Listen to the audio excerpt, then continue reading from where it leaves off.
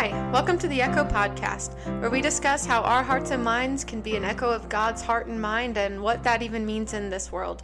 We are Pastor Dan Sinkhorn and Adrian Tarullo from Shiloh Church of Jasper, Indiana, and we've gone pulpit to podcast.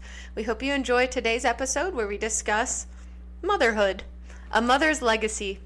So Pastor Dan, this past week, Sunday, was Mother's Day, and you gave a great sermon once again about motherhood. And gave us the scripture of Paul, the Apostle Paul is writing to his son, Timothy, correct?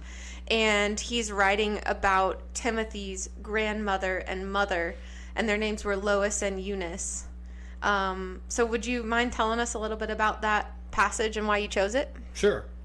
I joined, no doubt, tens of thousands, if not hundreds of thousands of pastors worldwide who use that passage for Mother's Day. The irony is there have been a lot of Sundays, a lot of Mother's Days in my career where I sort of forgot Mother's Day was today and I'd already planned something else for the topic. And so I didn't preach about mothers. And it went over fine, just in case some of you are listening and going, the nerve of that man. Well, you know, as long as you give them their due on Mother's Day, mothers are pretty cool about it. But I try over the last few years to be more intentional about preaching about motherhood on Mother's Day and about fatherhood on Father's Day. And now I remember why I maybe subconsciously avoided it, because man, is it a dangerous topic in this time. You know, when you preach about Mother's Day, and I'm going to come back to that scripture but when you preach about mothers on Mother's Day, you risk offending people who want to be mothers but haven't been able to bear children yet, maybe never have. I know of certain church members who told me they wouldn't be in church on Sunday because it's too painful for them because they wanted to be mothers and couldn't. And I know people who have bad experiences with their mothers growing up. I have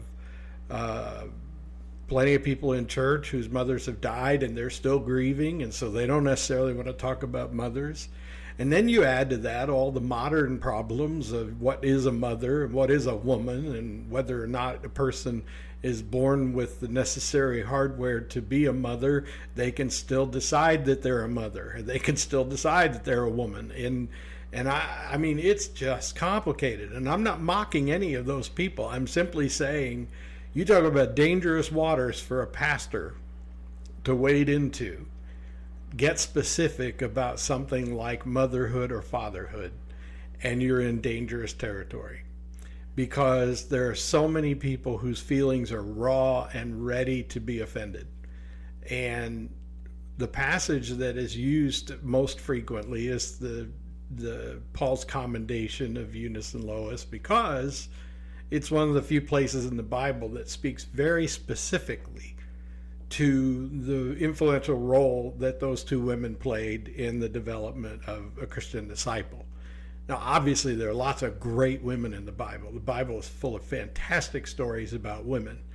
And some of those women are pretty amazing characters and fascinating, you know, for their personalities and so forth. And then there's this remarkable woman named Mary, who was the mother of Jesus, who is pretty awesome. So we got a lot of women we can celebrate in the Bible, but nothing celebrates the role of motherhood and grandmotherhood quite as succinctly as the passage from 2 Timothy, where the Apostle Paul says, you know, I'm so grateful for you. You are my son in the faith. I raised you as my disciple, and now I feel like you're my son, the son of faith. And Paul is just really proud of Timothy. And we don't really have any way of knowing what became of Timothy, but if Paul's estimation of him is any indication, Timothy must be one of the most influential and important leaders in the early church, because Paul had such a high regard for him. But he credits Timothy's grandmother and mother for getting him off to a good start. And that's what that passage is about. And I mentioned on Sunday that we don't really know where Dad and Grandpa figure into all of this. And it would not be wise to over speculate about it, because it could be that they were just working for a living.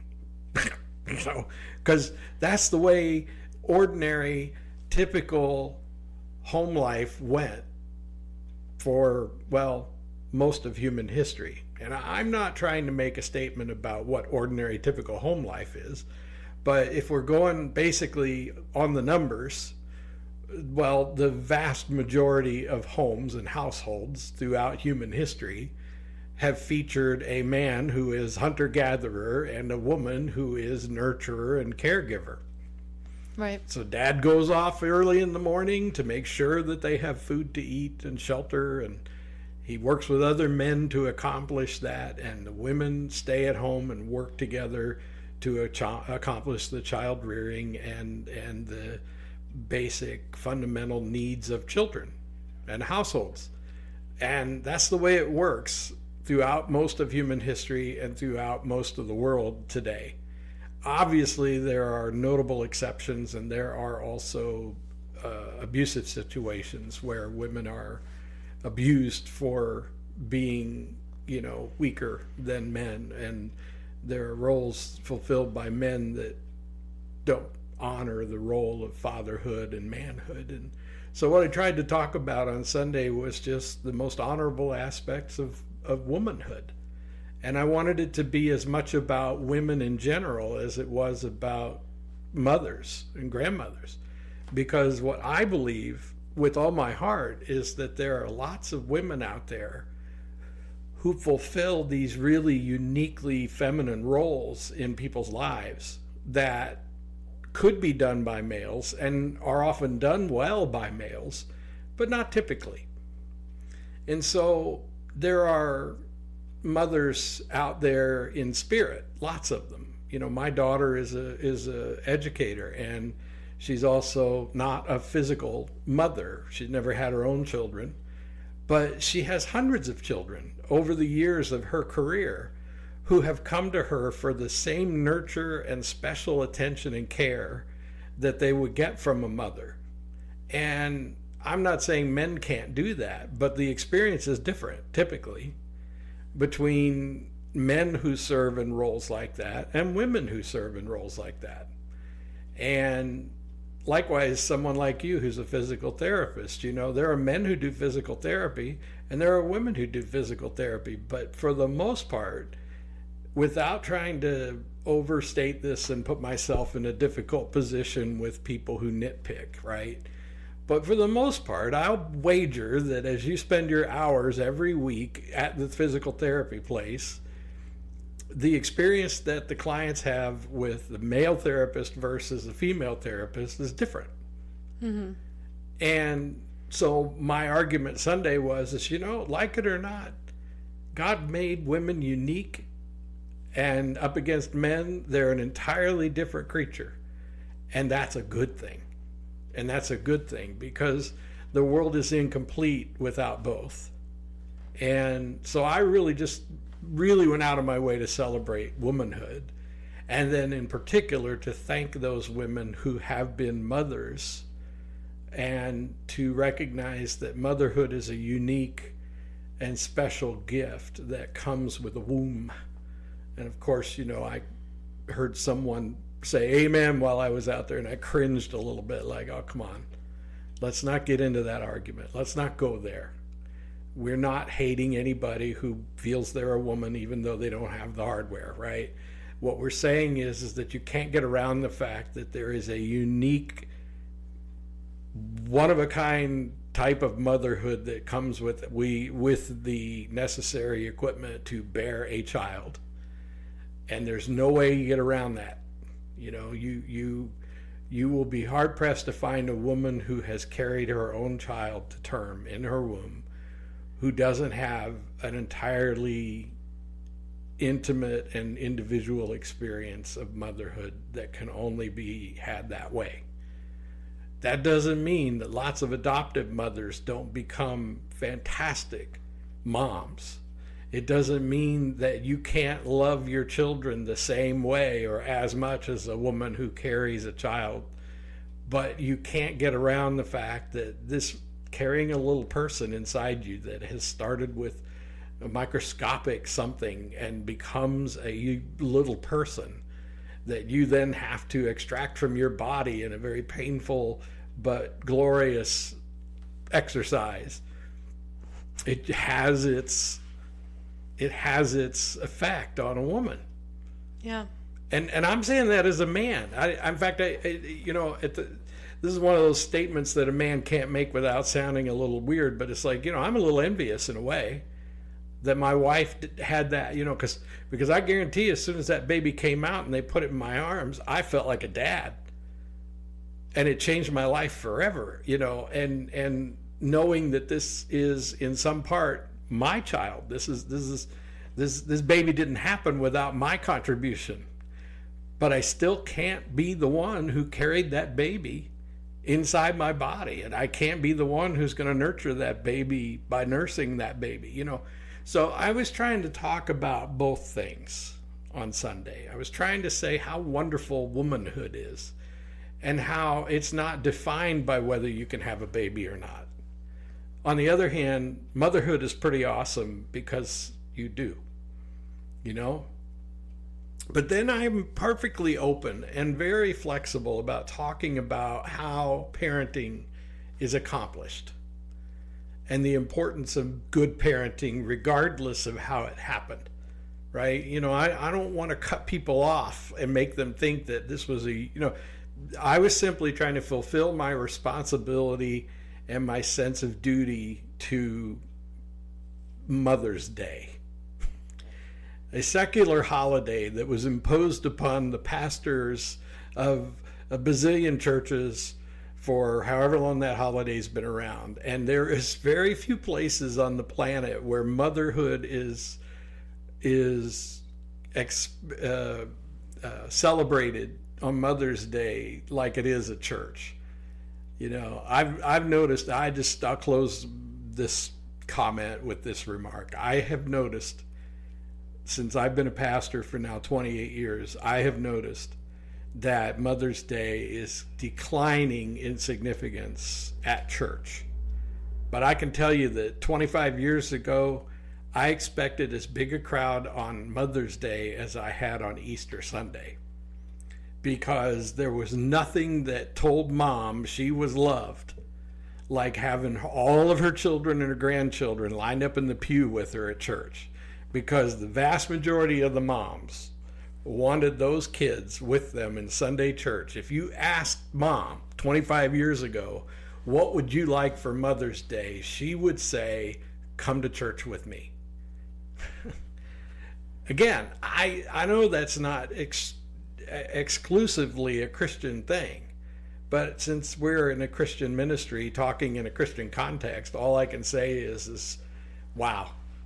Mother's Day in church is a big deal, and it isn't as big as it used to be because those moms are dying off. But gosh, it was a big deal for a long time because this is what Mom wanted worse than anything, was for you all to be there so she could sit proudly with her corsage on her shoulder, on her lapel, and so she could sit there proudly with all her children and grandchildren lying down the pew, and because that was the tribute to her motherhood, and now it's scary to even try to preach a sermon that lauds women and motherhood on a Mother's Day. And it's actually a little less dangerous on Father's Day because nobody's paying attention on Father's Day anyway. Really? I'm not kidding. As much as I anticipated a huge crowd on Mother's Day, I also anticipated a lower than average crowd on Father's Day. Because typical fathers throughout my career, what they wanted worse than anything on Father's Day was to sleep in and not have to go to church. And to have hamburgers and hot dogs for supper that afternoon. I mean, Yeah. Father's Day doesn't get the same celebration that Mother's Day does. And in our society, mothers are more highly regarded than fathers. It's true. Yeah. I feel like you're touching on a couple really important and yet sensitive topics, right? Yes. But it's important to be able to talk about and flesh things out and say, mothers are honored and highly valued, and without our mothers, where would we be? Right? And so it's important to say, like, wow, we respect our mothers. Thank you, Lois and Eunice. Thank you to our mothers. And yet there is so much sensitivity and I'll say toxicity around the idea of motherhood in our culture today. And I don't know to what depth I can really speak on that, just because I kind of stick to my corner and my beliefs in that. But I would say that I would be open to discussions about what it means to be a mother, what it looks like to be a mother, and I think we have a lot of fantastic motherly, maternal figures at Shiloh. Like, there's a lot of very strong, very loving, very nurturing women who go to Shiloh, and a lot of them I look up to like a mother figure for me. And I guess something else that is so important to me about being connected to a healthy, faith-filled community with a bunch of mother figures is that, as awesome as my own mom might be, she's a human being, right? So she has certain idiosyncrasies. Idiosyncrasies. I always don't know if there's an in there or not. Anyway, that are incomplete. I mean, we can just say that, right? Like, no human being is totally complete. And yet when you get in this this community of a bunch of women, I can look to these women and see truly what it means for them to be a mother and how they're mother figures for me. And everyone has their own little like spice, their own way of doing that and loving the Lord through it. And that's something that I very much value in our Shiloh community. And I wonder how much the culture has changed from what you've said like 25 years ago. Because something that I noticed this past Mother's Day was that there were a lot of families who weren't in church, but I know that they weren't there because they were going to the church of their mother or grandmother, right? Like they were filling someone else's pew, right? For grandma. Exactly. No, I get it. And there were a lot of families too of like the older women in our church whom I rarely, if ever, see their family, and their whole family was lined up in the pew. Yeah. So it's interesting. Like, I do think that it's changing, but I wonder how much it's changing. I don't know. It's hard for me to say. Well, gosh, there's so many things I would like to unpack with you on that. As I often do, I'll start with the high altitude, that in our society right now, we have these layers of discussion around things like motherhood. There are people who don't even want to include sex and gender in the discussion. They don't even like the term motherhood. They just want to say parenthood. Okay, I'm really not qualified to argue with those people. I have my perspective and my particular beliefs, and I don't consider my beliefs hateful or hostile towards the people who disagree with me. I simply don't relate to their perspective. I simply cannot go where they go. And guess what? There's plenty of people like that in the world. There are lots of people who I have cultural separation from because their whole worldview is different from mine. I don't mean that they're wrong because mine is different from theirs. I just don't know how to relate to them. And if I have to, I will find a way. But if I don't have to, there's a pretty good chance there will always be separation between me and my worldview and other people and their worldview. So there's that layer of the discussion of what motherhood is and what Mother's Day is all about.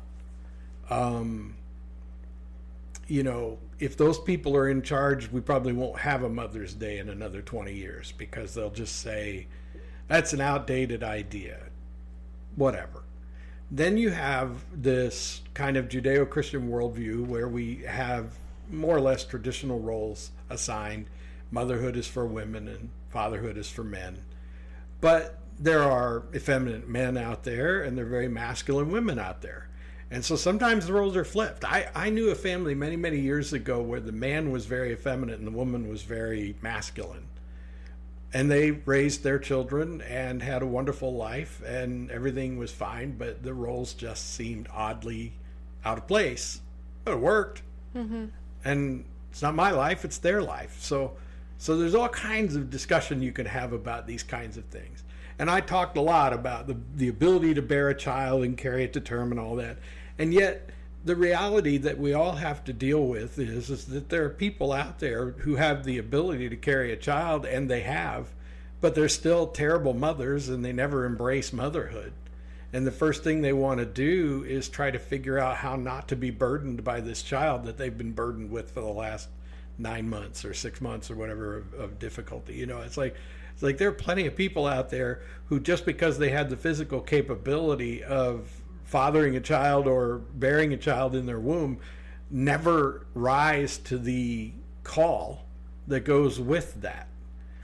And some children are raised in terribly dysfunctional situations because the parent never rose to the calling.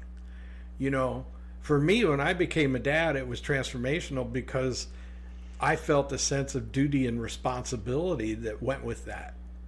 And I thought, well, I don't feel qualified and I don't feel capable, but I'm going to find my way there as long as it takes, because I think there's nothing more important that I can do with my life than to be a good dad.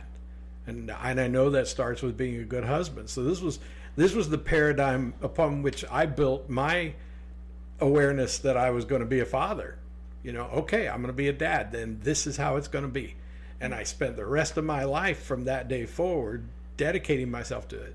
And the funny thing is there's so much about my life now that is shaped by the desire to be a good husband and father. Even these conversations I have with you, it's informed by my worldview that being a good father and a husband is the most important thing I can do with my life. And everything else is filtered through that. So being a good pastor or being a good employee in some other undertaking is informed by my desire to be a good husband and father. You know, and so that's how I've approached it. And I'm very aware that there are men who will never rise to that. And there are women who will never rise to that. And yet somebody calls them dad and somebody calls them mom. So there are people then who fill those gaps in our lives, which is why I go back to people like my daughter and you who at this point, you know, don't have children of your own, but you are in every way filling those gaps for people. You as our youth minister, you're filling the gaps, and you're filling it in your uniquely feminine way because you're a woman. And your approach to filling that gap meets a need that these kids have that, you know, they may be conscious of or they may not be conscious of. And so I think even those of us who could say we were raised in good homes by great parents would still have a certain list of people that we would think of as spiritual mothers and fathers. You know, the Apostle Paul called Timothy his spiritual son.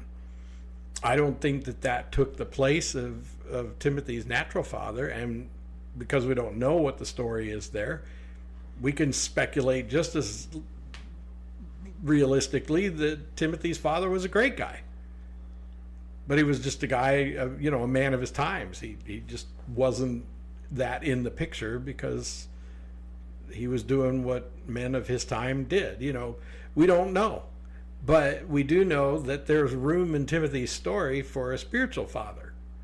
And so we all have this ability to be spiritual mothers and fathers to people. And so what you say about the church, I think, is absolutely true. There are lots of people in this church, women, who give you a great example of what great women do, what good Christian women do. And I say that, and then in my heart and mind, I feel a little bit of a twinge, because there's been plenty of people in my years as a pastor who were more than willing to go around wagging their finger at people, telling them what a good Christian woman should be like and what a good Christian man should be like. And they're really not the best people to be doing that, you know. So here's the thing, and you take this and do what you want with it. In my opinion, the secret to great motherhood or great fatherhood or great spiritual leadership that looks like motherhood or fatherhood, it all comes down to this: you have to be a great Christian. And the way to be a great Christian is to be entirely submissive to Christ. So if you get right down to it, the worst parents are usually people who never give up their need to fulfill themselves for the sake of anyone else. The one thing all parents have in common is that they have been assigned responsibility for a person, a little person, who at the beginning is utterly and completely dependent on them. But they never stop being dependent on that person. And from that little one's point of view, from the day they emerge from the womb, from the day they, nurse from their mother, there is a sense that that person is responsible for them. The infant that's 3 months old knows instinctively that that mother is responsible for them, whether that mother wants to be responsible for somebody or not. And so when you look at a lot of the adverse childhood experiences, and you look at how that traumatizes kids, and then they become adults who are still bearing that trauma, it usually starts with their instincts being denied. Their instincts are being denied. Their instincts tell them that they should be able to count on their mother. And on that instinctual level, they're betrayed because mother leaves them in the apartment or in the house or whatever for hours on end while mother goes doing whatever mother wanted to do for herself. Now, many times this has to do with addiction and other really horrible dysfunctions, but what I'm getting at is that, to use that extreme example to make my point, to a lesser extent, there are plenty of people out there who feel betrayed by their mother or father because their instincts said that they should be able to count on mom or dad, and they learned painfully that they couldn't. And they're traumatized by that. And it doesn't, this is incomplete, so this is difficult to talk about because I know I'm incomplete here. So the parent who says, so are you saying my kid, has a right to be mad at me because I didn't give them everything they wanted? No, that's not what I'm saying. I'm saying that it starts, I'm talking about during the developmental years. I'm talking about at the very earliest stages of life, the child has their instincts betrayed because hunger goes unmet, because pain isn't managed, because they're cold and nobody gets them warm, or they're warm and nobody helps them get comfortable. They're frightened and nobody's there to comfort them. It's like these really fundamental needs aren't met. And then when they get older and they become more willful, then they start testing their parents to see whether they're going to get their needs met. And this is where parenting becomes a real skill and a real art form, because now you got this 2 to 5 or 6 year old who's trying to find the boundaries around their own personhood. And the parent has got to be there to define them. And lovingly define boundaries say, you have a right to expect certain things from me, but you have no right to expect certain other things from me. And so you're defining those boundaries for them in love. You're saying, I'm going to let you fall on your nose because that'll be a good learning experience for you, but I'm not going to let you burn the skin off your hand and not be able to use your hand for the rest of your life. Like I'm willing to let you stumble and fall periodically so that you learn certain critical things about life, but I am going to protect you against major trauma and permanent disfigurement, or whatever you want to call it. And so parenting is, from the very moment that child is born, is a process of letting go, but it's a process of launching too. Like parenting, really selfless parenting, is about systematically releasing this person into their own personhood and eventually their own adulthood. Now, when you think about the sense of betrayal that some of us feel because our parents didn't come through for us, as at the risk of oversimplifying it, I would say that a parent who is unduly selfish during the child rearing years is betraying their child's trust. But a child who expects more than is reasonable from a parent is a child who hasn't been nurtured very well in the boundaries of personhood. I mean, this is heavy stuff, and I'm talking like some kind of child psychologist or something, and I'm not. Yeah. I read a lot of books. I've raised my own kids. I'm talking about my own instincts here, and my instincts that are informed by my Christian worldview. Because the Bible pretty clearly states to us that God gives us the freedom of will to be, in a similar way to God, self-determining. But he also goes out of his way to tell us about the cause and effect of things, which we talked about last week. He goes out of his way to say, if you do this, then this will happen. God is the originator of the if-then statement. Long before we ever had computers, God was saying, if this, then that. And so God gives you a freedom of will, but he also tells you, do not eat from that tree. And if you do, there will be consequences. And then when they do, he says, now these are the consequences. But I'm still here. And then it's this never-ending list of if-then statements. So if we're looking for a parenting role model, there's none better than God himself. And God is saying, I want you to have the mind, God says, I've given you a mind like my own so that you can determine your own purpose and sense of being. You're going to define your personhood to a certain extent on your own, just as you should, but you need help along the way. And what a parent is charged with doing is being that help along the way to launching a person to complete personhood. So my oversimplified view of things is parents who are caught up in sin, and I mean in the big word sense of self-determined, like not self-determination, but self-will, like sin is when you put your fleshly desires ahead of God's glorious and divine will, and which is why we're all going to fall short of the glory of God, because none of us can completely 100% please God 100% of the time except Jesus.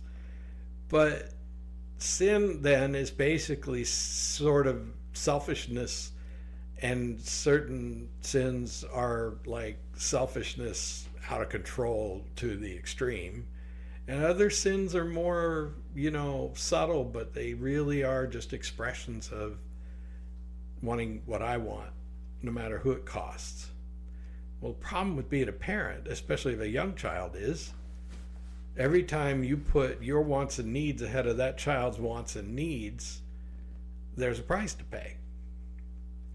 Sometimes that parent is utterly and completely within their rights to say, I need a little me time, because if I don't, it's going to adversely affect how I serve you.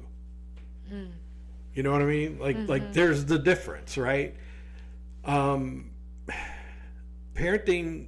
for parenting to go well, it has to be I almost said one of, but it really has to be the most unselfish thing you ever do. Raising a child has to be the most unselfish thing you ever do. The problem that people will have with what I'm saying is that they're going to assume that I'm thinking that somehow they should never do anything for themselves, that they should never have any fun or pleasure because their children are everything. No, that's unhealthy too. Yeah. In fact, I've seen some really lousy parents who selfishly gave their children everything they wanted. Because if you're trying to be the best parent in town and you think the way to do that is by giving your kid everything they want, if you decide that your kid is going to have the nicest car on the school parking lot when they turn 16, I have a feeling that's more about you than your kid. Yeah. You know, because a lot of parents will say, you know, when you have enough money, you can get a car. Meanwhile, ride the bus. And they're actually probably doing parenting better. So parenting that is done for selfish reasons isn't very good parenting. Absentee parenting that's done because of selfish reasons isn't very good parenting. So some people can be very attentive parents, but everything they do is about them, not the child. Some people can be really unattentive parents because everything they do is about them, not the child. Right? Well, yeah. I mean, it goes both ways. You know, the parenting has to be an unselfish business. It has to be done with the love that God has for God's people. He gave everything he could give in order to save them. So parenting is definitely about laying down your life. But in a healthy environment, it doesn't damage your own self-development. Heck, being a parent made me a better man than I ever would have been had I not become a parent. Being a parent taught me to do and be things that I never would have tried. You know, so it's like, it isn't like I didn't get plenty out of parenting.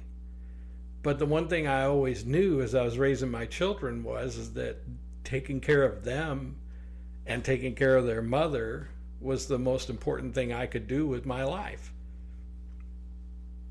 I don't know what you do with that, but I would say that that's when we're not talking so much about having a womb or not. It's right there where we're not really talking about whether you raise your naturally born child and conceived child or you raise an adopted child. It really comes down to unselfishly dedicating your life to the well-being of another. And when it comes to children, that has exponential potential impact.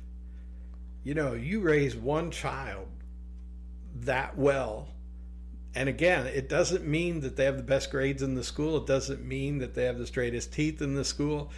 It doesn't mean that they go to the best college or become president. Or you could be a really good parent who raises a child who has some nondescript job somewhere that doesn't seem to amount to much in the grand scheme of things, but you're changing the world because you created a person of good character. You raised a person with good character, and every little thing that they do, every life they touch, is an extension of the good character that you nurtured in them. And their good character comes because of the outpouring of your good character. And so when you think about people who have negative things to say about their parents, a lot of times it comes down to the fact that they feel betrayed by their parent on some really fundamental level, and they feel as though their parent was not there for them, even if they were always around, because everything the parent said or did was more about me than you.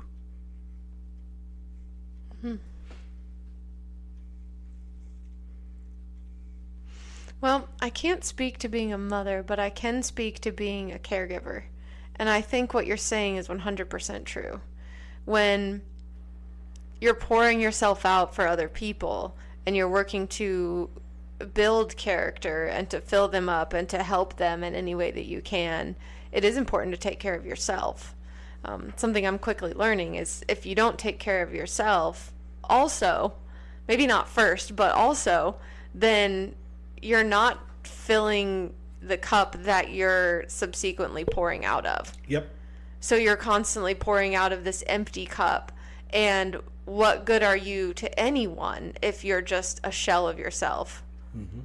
So I think it is important to, I don't know, I don't like the word self-care. I just don't like it because of the connotations that it has.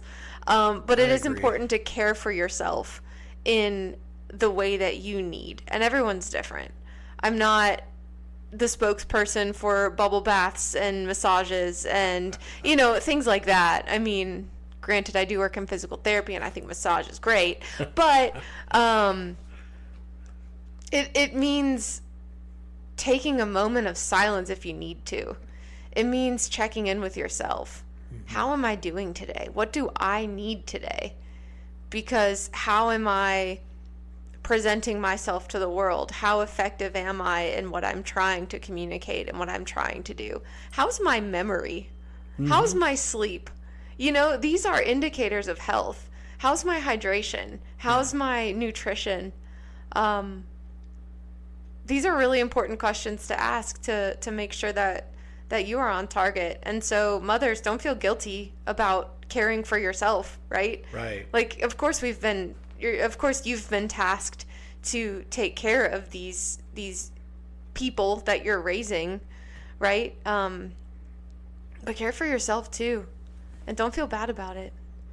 Now, unless you're shirking your child and their needs, like you said. But I mean, we're dancing around a very difficult topic from the minute we started, but what I hear you saying, Adrian, is really just that self-care and the misuse of that ideology has led to a lot more selfish behavior, and that we live in a society that is bombarding us with messages that say things like, you deserve, you're entitled to. Well, to be a Christian is to understand that if you get what you deserve, it's hell. To be a Christian is to understand that the only thing you're entitled to is God's wrath. To be a Christian is to understand that grace gives you something you don't deserve and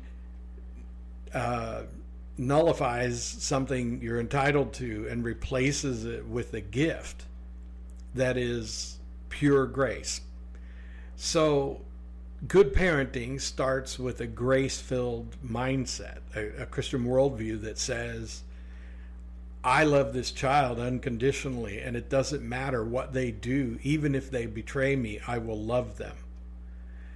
For their sake, I will punish and correct them, but only as much as it takes to put them on the right path. I will not beat my child because I'm angry, because that's selfish. I will not scream and yell at my child because I'm angry. That's selfish. On the other hand, if it seems to strategically suggested to raise my... Okay, I'll just give you an illustration rather than just make this crazy statement. There was a time I remember distinctly telling my dear bride that our son was out of line. He was like 14 years old, and he was out of line about something. And I just could tell he wasn't taking me seriously. And I told her, I said, I'm going to have to go back and yell at him. And she said, okay, I understand. I said, I'm not angry. I got no rage in me whatsoever. I'm not mad. I am completely in control. I am just sensing that the only way he's going to understand this is serious is if I do something that gets his attention. So I walked back to his room, did what actors do, put in my face, and then I went, son, I need to talk to you about something. And it really got through to him. And I walked back out to the kitchen and high-fived my wife, and I said, it worked. And I wasn't angry. Yeah. I was just being strategic. And that's what I mean by that. Like, see, there's a difference between interacting with other people with selfish motives and interacting with other people filled with grace. That is to say, you are filled with grace. You have the grace of God within you, and your interactions with other people. Now, sometimes even at this stage of my life, people can push the right buttons and make me angry. Well, what I do in response to that is try to figure out how to dissipate the anger and then respond appropriately from a position of grace. And that just takes time and spiritual growth. It takes time and maturity. But really, the dumbest things we do out of fear, and fear is a very selfish response to life. It has its place, you know? It's very selfish to see something falling from the sky and run away before it lands on you and kills you. That's very selfish, but it's also appropriate. Mm-hmm. On the other hand, we can react the same way to another person's behavior or to another person's decisions, and it isn't appropriate because they're triggering a fear in us that we need to responsibly process, which goes back to what you were saying about self-care. See, self-care for the sake of others and for ourselves isn't a bad thing at all. And like, you know, I mean, I grew up with terrible feelings of unworthiness and self-loathing, and you know, I spent a lot of my time feeling like a loser during my teens and 20s, and feeling like a failure, and feeling unworthy of love and respect, and I dealt with a lot of that. And so for me to get good counseling, for me to develop new ways to talk to myself about myself, on the surface would seem very selfish, but it was actually a very gentle and loving thing I was doing for myself. Like in my case, the pivotal moment, and it wasn't like it happened in a minute, it happened over a period of years. But for me, the turning point was recognizing that I could be my adult self caring for my wounded child self. Now, there's a whole guy named John Bradshaw really brought this to the surface years and years ago, but there's this whole wounded inner child psychology thing, and I don't have the authority to speak on it. But basically what I realized that changed my life is that I could parent myself. That I could take that child within that was still carrying around this pain, who still took charge of my being at times when the right circumstances emerged. I could say, I'm in charge now. I won't let you down. I will care for you. And so the secret to becoming a good parent a lot of times is to learn to be a good parent to yourself, or to be a good care. Wherever you feel betrayed and let down by someone who should have given you what you needed, you as an adult can decide to take that role on. Say, okay, I didn't get help processing my irrational fear of the dark when I was a little kid, because my father mocked me and sent me away, and that only made me feel worse about myself. Now I'm an adult. What can I do about that? Well, I know as an adult that darkness is the same as daylight, except you can't see the things that are still there. So we turn off the lights in this room, it's still the same room. I just can't see, but it's still the same room. And so I can rationalize myself into being at peace with the fact that 6 feet across from me there's a chair. And in the dark, you might still be sitting in it. I don't know. But what we do as adults then is we talk to that child and we say, hey, little me. I go by Dan, so when I was talking to my little me, I called him Danny. I'd say, hey, Danny, I'm going to take care of you now. I want you to come with me. And I literally, I got a great imagination. So I literally am picturing this adult version of me walking hand in hand with this little child me. And I say, come on, I got you. And I would speak gently to myself, because that is a kind of self-care that is very enriching and changes the world for the better. It really makes the world better, because you're taking away one of the dysfunctional, messed up, selfish people and replacing them with someone who's healthy and productive and can generate good things and benefit the world. So self-care can be like that. Self-medication, on the other hand, isn't that. Giving yourself whatever you want, buying whatever you want, drinking whatever you want, eating whatever you want, smoking whatever you want, swallowing whatever you want. These are all just ways that we try to mask our pain or nullify the pain and the fear that we feel about certain things. And the extent to which we use those mechanisms and our relationships to control the things that we're afraid of, that can become a very destructive thing, you know. So we try to control our children so that they don't make us feel embarrassed or ashamed. And then we don't realize that that's just children doing what children do. And the fact that I feel ashamed is my problem, not that kid's problem. So embarrassment and shame are your problem that you carry with you into parenthood, and then you find yourself blaming the child for making you feel bad about yourself. Well, how can a 4-year-old make me feel bad about myself? I mean, seriously. How can an 8-year-old kid acting like an out-of-control little maniac 8-year-old be responsible for your bad feelings about yourself? But parents will do that because they haven't dealt with themselves. So one of the things I realized when I became a parent was that I was going to have to deal with what was wrong with my thinking. I was going to have to become a healthier version of me if I wanted to fulfill my goal of being a good father and husband.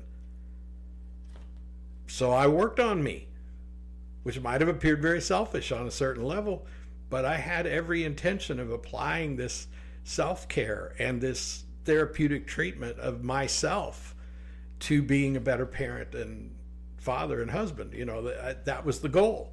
Yeah. And I'm not saying that makes me admirable. I'm saying that to my knowledge, my best expression, that's the way that taking care of yourself is making the world a better place.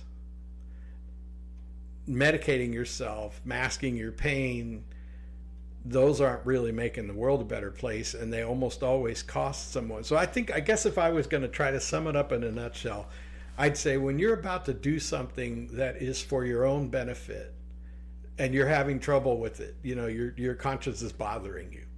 Because there's a lot of things we do we don't have to argue with our conscience over. Eating supper, you know, I'm hungry, you know. On the other hand, if you eat supper while your kid's sitting across the table from you starving because you're not feeding them, case in point.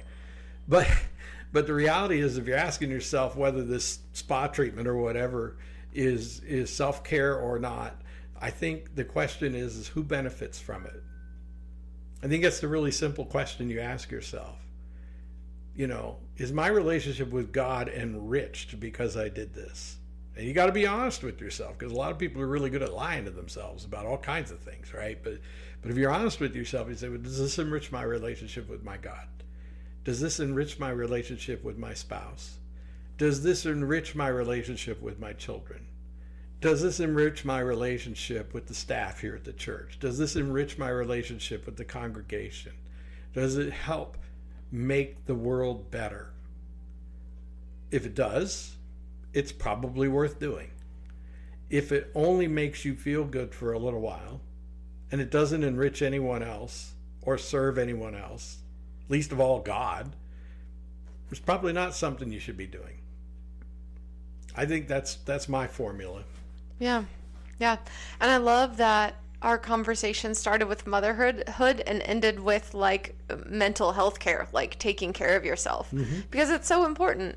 And that's something that we want to start talking more about here at Shiloh. That's our summer of, I gave it a name and I forgot now. Summer of Hope. Summer of Hope. That's right. Yes. Summer of Hope is what I named the series of messages for the next several weeks, because they're going to range from parenting to mental health. We're going to cover everything. We're going to talk about young people. We're going to talk about old people. We're going to talk about depression and anxiety. We're going to talk about narcissism. We're going to talk about everything. It's so important to be healthy in every sense of that word, physical, mental, emotional, spiritual. Because I've been following this lady called Megan Marshman. I don't know if you've ever heard of her. She's an awesome Christian speaker, and she's a pastor at a church in California. And she, I saw a recent video from her, and she talked about what it means to be good. What does it mean to be good? A lot of us think, oh, well, if I'm good, I'm making good choices. I'm hanging around good people. I'm doing all of this. And she says, well, God's definition of good is different than our definition of good. And in God's definition of good, he states that good means that we model ourselves off of Christ, that we strive to be more and more in Christ's image every day. And that's what it means to be good. And so if you're looking at being a good human being, being a good parent, being a good son, daughter, being a good, did I say Christian already? I don't know. Yeah. Being a good person, you're looking at Christ. And so it's so important to look at the adverse experiences that you've had in your life and say, how is this affecting my ability to be good? Meaning, how is this impacting and how is this a barrier to me being more like Christ every day? Because that's what we're called to do, to raise children, to be the face of Christ in our everyday life, and to care for people in whatever capacity you've been tasked with. Yeah. And so looking at those spots of pain, taking your younger self by the hand and saying, let's do this, let's heal, let me show you, parenting yourself. These are huge steps towards healing and towards being good in God's sense of the word. Yeah. Yeah. So I love it. I think this is great and so important. Yeah. And I don't know, I went all over the place with you today, because I sensed that it was difficult for you to figure out what you wanted to do with this topic on legacy of mothers and things. And it's difficult for me too. I came out of the service Sunday feeling anxious because I said things that I thought violent people would come after me over. And, it's really sad that there are people in the world who, for the sake of what they call justice and for the sake of what they call equality and fairness, have rendered a whole segment of society frightened to simply speak honestly about what they think. And it's like we're going to frighten these people into submission so they don't dare open their mouths and say anything that might contradict us. And what a terrible state of affairs. The world of ideas is big and there's plenty of room. And no one is 100% right. Even though I think I'm informed by the greatest truth that's ever been conceived, I still know that my interpretation of it is flawed. And that God is probably far more forgiving of things that I'm not than I'll ever be. Like there's room in my judgment for God's grace to serve people who don't share my worldview. There's room in my judgment for my own grace to guard me against judgment. To just like I'm not going to judge people that don't share my worldview. And I just ask them to give me the same grace. But they also need to be willing to let other ideas be heard. And out there in the world of human intellect, let the ideas flow. And you choose where you want to go with that. I think that divine grace gives us the ability to enrich each other's lives without necessarily agreeing about every little thing. And it's really a shame that we've created a world that is so hostile to that kind of open-mindedness, even though it's often hostile, using words that suggest that their limited point of view somehow labels you as being the one hostile. Like this is the absurd state of affairs we live in nowadays. The people who are the most unforgiving and hostile are the people who are accusing others of being unforgiving and hostile. And it's like, well, let's judge you by your deeds then. Let's look at the fruit you bear. And what do you see? People running from them in fear. People stepping out of their pulpit on Sunday morning afraid of what might happen because they spoke truth in love. That's their legacy. That's the fruit they bear. And yet they claim to be the ones who are sharing or trying to create a world where everybody can feel free and loved and accepted. There's something really wrong with that logic. Yeah. And I think it comes back to what we were saying earlier about evaluating your actions and your motives, because if your motives don't enrich more than just you and some, if all your motives do is medicate you or make you feel good or make you feel less pain or whatever, and they don't really serve or enrich the world in any particular way, they're probably not very good motives. The best motives will always be driven by a desire to not only enrich your life, but the lives of others through that self-enrichment. I guess the simplest way I could put it is that everything I do as a pastor is really motivated by my desire to help people. I just want to help people. I don't always get it right. And I know that some of what I do to help some people doesn't help other people. But I'm helping the ones I can. And I really just want to help them. I really don't need anything in return. And I think it's really sad that we've gotten to this place in our society where you can't just try to make the world better as best you can. And,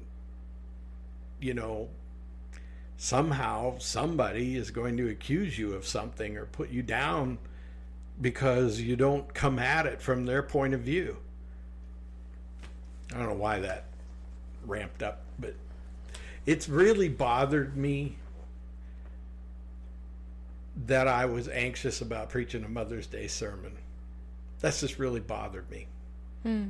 Because I never used to get anxious about these things.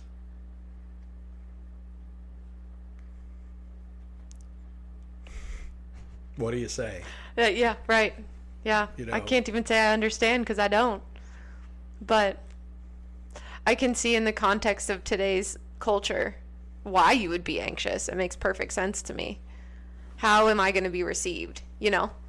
Am I saying things truly in the name of Christ, or am I saying things in the tint of today's culture? Like, that's hard. Sure. That's really hard. And I understand some anxiety around that. Well, as the one who really loves and wants to serve the Lord. Yeah.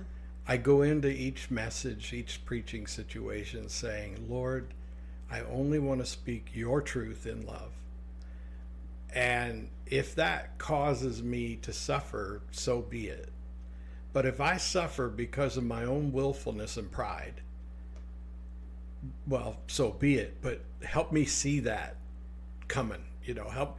It's like I'm asking the Lord to make me self-aware enough to be useful to him and to not speak some untruth in the name of love. And this is a very challenging part of being in a position like this, is that if you really want to serve the Lord, you will serve him by saying and doing things that make other people uncomfortable. That's just to be expected. Jesus said it will be like that. Don't expect people to love you for preaching my message. They won't. But there's always this self-doubt and fear that somehow I had it coming because I wasn't wise in the use of my words, because I wasn't obeying the Spirit. And I think that's where the enemy creeps in, right? And you know what? That's a very personal thing I'm talking about at the end of a mixed bag of discussion. But I think that's a good place to leave people too, is this self-care thing.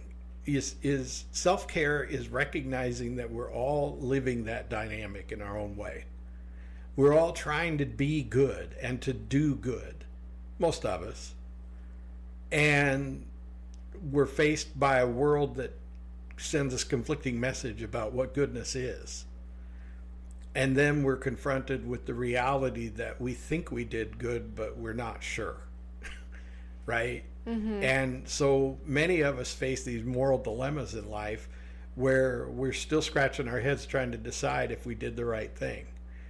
And I think you can come closer to a place of peace if you are informed by Scripture, involved in a Christian community, and you have a Christian worldview.